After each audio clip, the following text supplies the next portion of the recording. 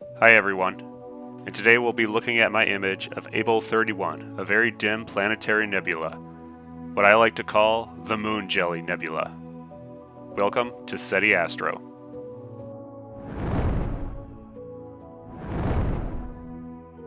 This is a very dim planetary nebula.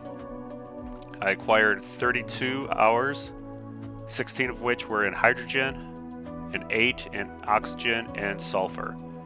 Even the hydrogen data is fairly weak. The oxygen was localized in the core, and sulfur was almost non-existent. You may not even be able to see, but there's a faint arc here in the center of the image. Now if you just combine these and do a standard STF, you can really see how faint it is against the background noise of the sky. Stretching the hydrogen data, you could really see the internal structure along with a front bow shock as it's interacting with other interstellar gases. And from this image is why I saw the moon jelly. Here it is compared to a moon jelly. It even has a similar structure in the middle. Stretching oxygen, you can see the core well exposed. And for sulfur, I had to do very aggressive stretching and really try to bring the signal up from just the background noise.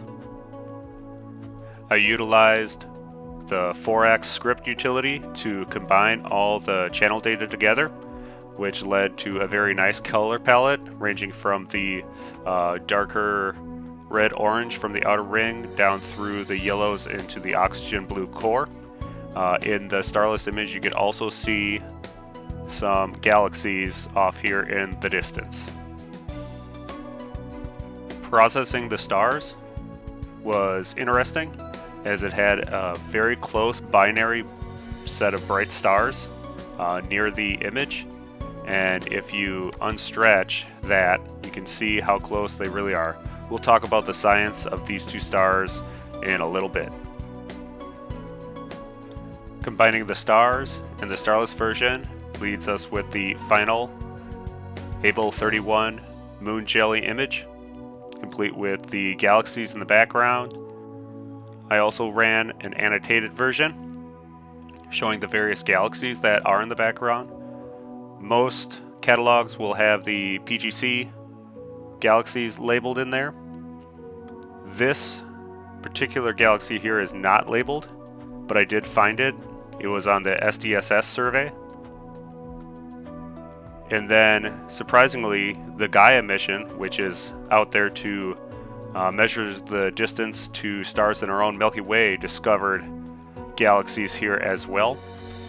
Those I find very intriguing, as the Gaia data doesn't have any redshift data for them, so I have no way of telling how far away they are. But there are quite a number of these Gaia galaxies, including this very, very faint, dim red one. It has to have a very high redshift. I did update Astrobin with Abell 31, the Moon Jelly Nebula, with acquisition details, location in the sky, and some close-in crops. What I really wanted to talk about were these two stars here, HD 76037 A and B, and here they're listed in the Tycho catalog as well. Using the Gaia data, which gives the precise parallax, you can find the distance to them. Now they are only 9 arcseconds apart in the sky, and using the Gaia data, you could tell that they are 296 light years away and 296.5 light years away. So although I couldn't find any reference if they're a true binary star, them only being a half a light year, potentially only a half a light year apart, really leans towards that it is a true binary. I have also updated my website, setiastro.com, with Abell 31, including the write-up, close-in crops, and annotated version. I hope you liked the video and the science. Please comment, like, and subscribe.